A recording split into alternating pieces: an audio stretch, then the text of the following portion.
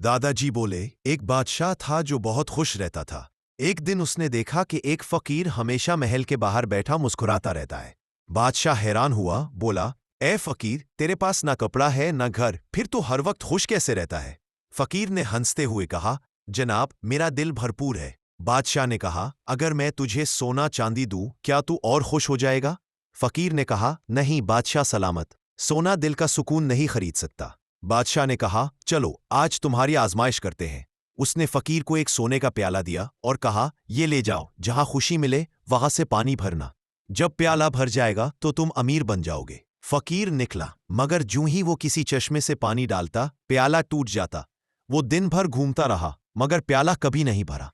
आखिरकार वो थक कर बादशाह के पास आया और बोला, जनाब, ये प्याला नहीं भरता, बल्कि जितना डालता हूं उतना जाया हो जाता है।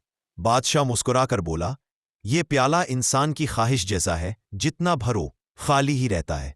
फकीर हंसकर बोला, और दिल कनाअत जैसा है, थोड़े में भी भर जाता है।